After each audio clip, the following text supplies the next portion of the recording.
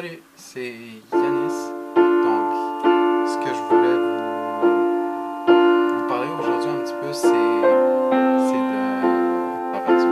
C'est pas très compliqué, c'est juste tout ce qu'il suffit de faire, c'est de trouver sa tonalité. Je sais que c'est pas nécessairement tout le monde qui peut être capable de faire ça automatiquement, mais juste donnez-vous la peine d'essayer de prendre un piano, puis essayer de jouer quelques notes.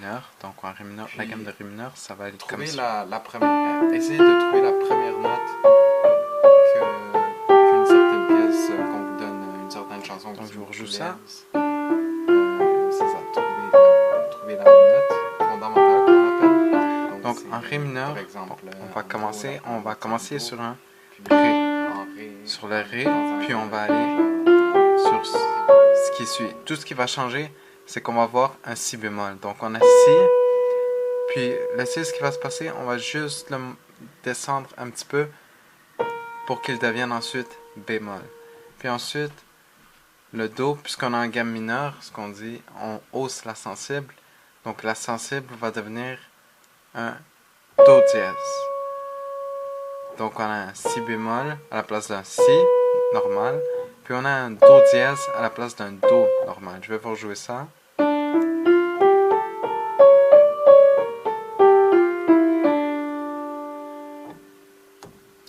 Donc, ce qu'on fait pour la pièce, on va commencer sur un accord de ré mineur. Puis on va juste rejouer ça.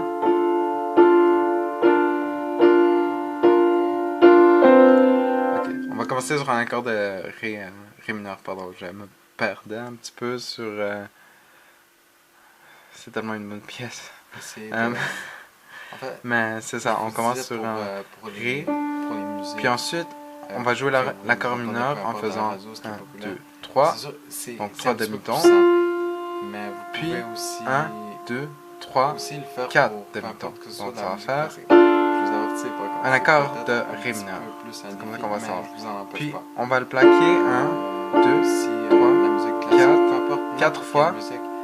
Puis ensuite, sur les 4 temps en fait. Puis ensuite, ce qu'on va faire, on va monter le La à la place du La, on va aller sur le Si bémol. Donc ça va faire quelque chose comme ça. C'est la base, c'est comme le squelette. 4. Donc je vais vous faire ça du départ. D'accord, on parle aussi d'harmonie. Ça c'est important à mentionner.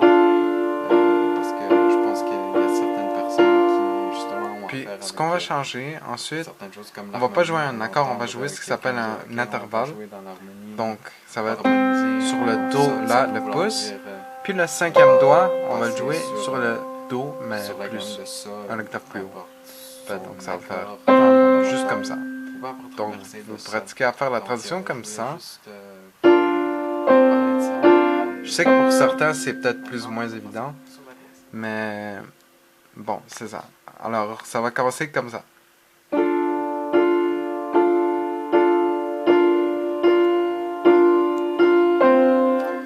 Puis, ce qui va changer ensuite, on va aller sur un Do, Fa, La. Donc, ça va faire quelque chose comme ça. 2, 3, 4. Donc, je vais vous faire ça du début.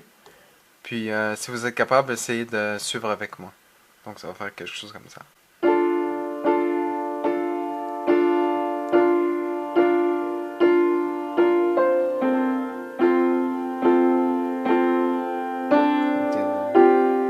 Ouais, je vous avais pas parlé de ça.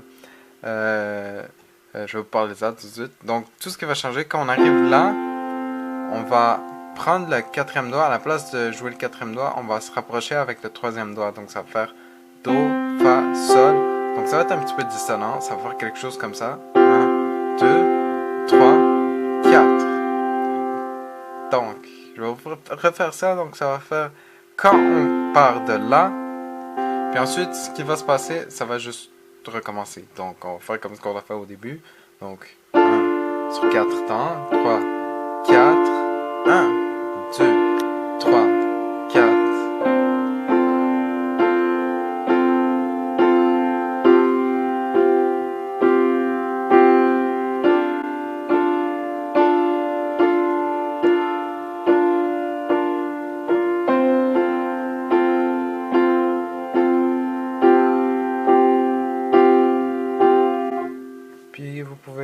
jouer autant de fois que vous le voulez.